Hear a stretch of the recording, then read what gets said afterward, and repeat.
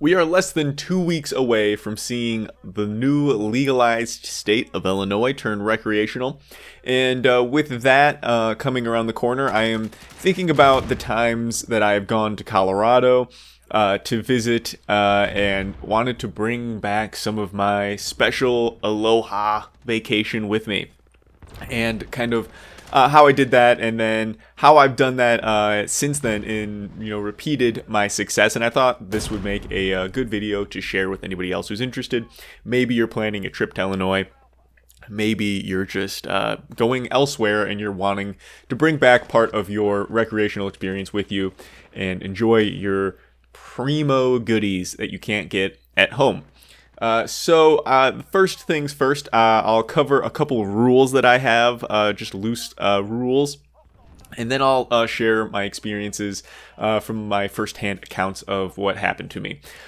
First things first, everyone that you talk to about this topic is going to say, oh, these are the rules. This is what's like fact. This is 100% true, and there's no denying it.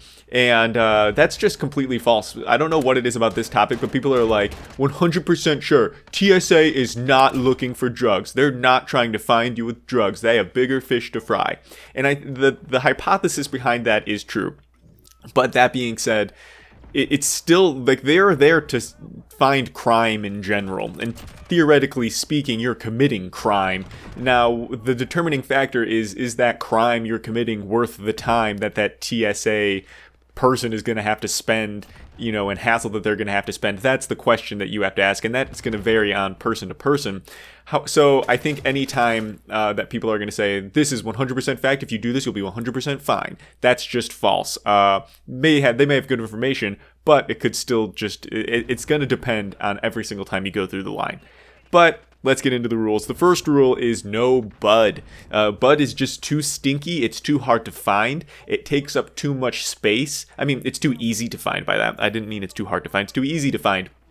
It's too hard to hide. It takes up too much space. You can smell it, and when they look at it on their X-ray, it's just gonna look like a big, weird, empty organic matter spot. There are certain things that show up on the X-ray, and that's metals, plastics, organic material, and then the organic material is a big kind of group of things that ranges from food, your clothing, things that just aren't really metals, plastics, and electronic kind of components. When you think about what is this organic material, it's a pretty large group of things. All of the weed products fit into that organic material. So do your toiletries. So do, like I said, your clothes. So do most things that you're probably carrying in your suitcase. Whoa, that was a weird noise. So bud is just going to look extra weird, and if anything looks weird, they have to take a look at it in the bag. They're not just going to be like, that looks a little strange, but we're just going to keep letting it fly here. They won't allow that. They're going to have to take a look, and if they find it, they might do something about it. You've seen probably a lot of videos on people where TSA opens up their suitcase, sees the weed, and says, keep going, it's not worth our time.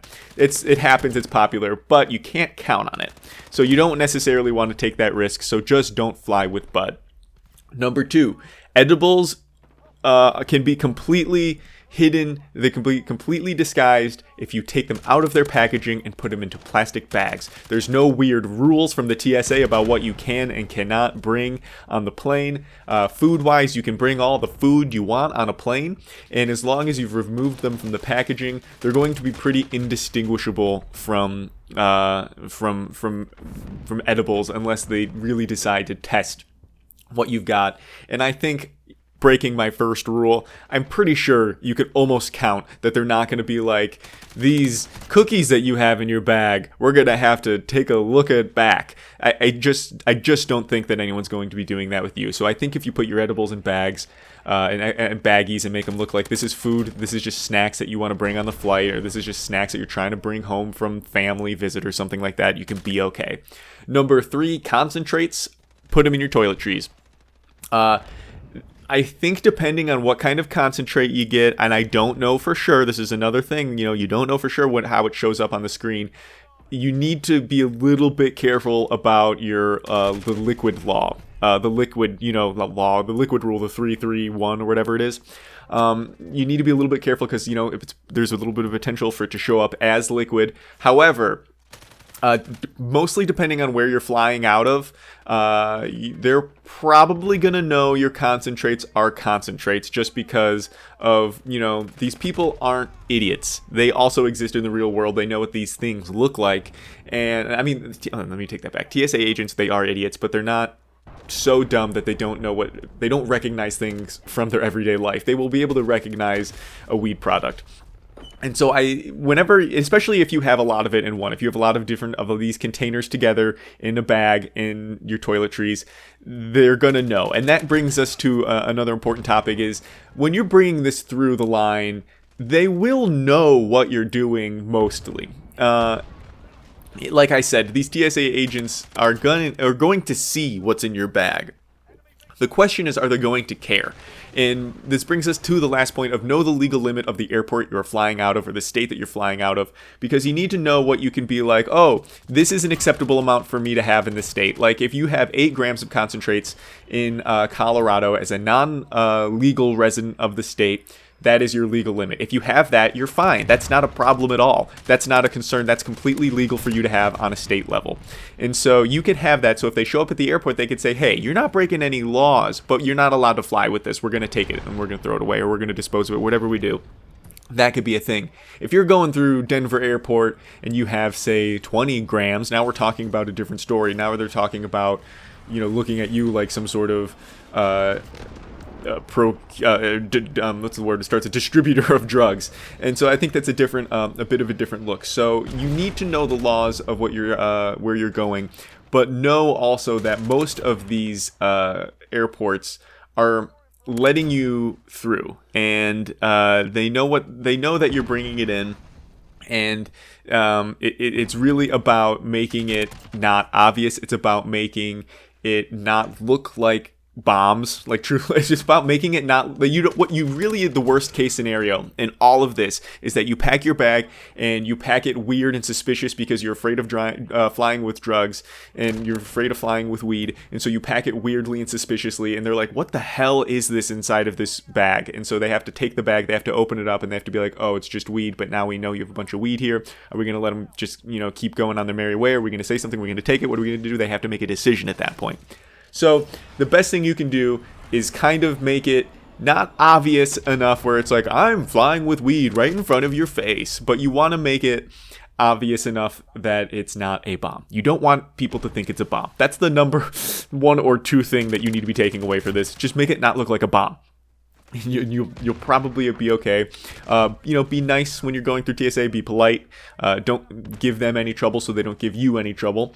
But for all of that, those should be all of your general rules, so to say. Those are all of the things that I'm keeping in mind when I'm flying with any weed or dabs or anything like that. Like, again, no weed, but I fly a lot with concentrates. Well, not a lot with concentrates. But I've gone a few times from back and forth from Denver. And the thing about the Denver airport specifically is since their recreational legalization, they have stopped 28 people. And 28 people have gotten on their flight without being arrested or anything like that. They've had to throw away their stuff. But you can find this, or I believe there was a Guardian. This source is a Guardian article. If you please do your own research. Don't just take the research of those provided for you. But 28 people stopped, 28 people allowed to continue on their way. And so some places, it's just a lower risk scenario. I haven't flown out of any of the other states. I have lived in Illinois. I've flown out of O'Hare a lot. One thing to know about O'Hare, it's a giant airport. It's a huge airport. It could be one of those places where they're like, hey, we don't want to hassle with small amounts of weed. We don't care. Keep going on your merry way and come back next time.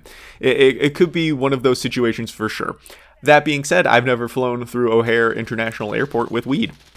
And it's also likely a place where they could be sticklers because it is a big place. And so they don't want to be known as a place where you can, bring things through, as it is a place where probably a lot of things are brought through. So I don't know specifics. I can only make guidelines, recommendations. But I think that those things to keep in mind will keep you safe. But I kind of want to recall the first time that I was bringing stuff back from Denver. I got on my plane. I had a trip to Denver.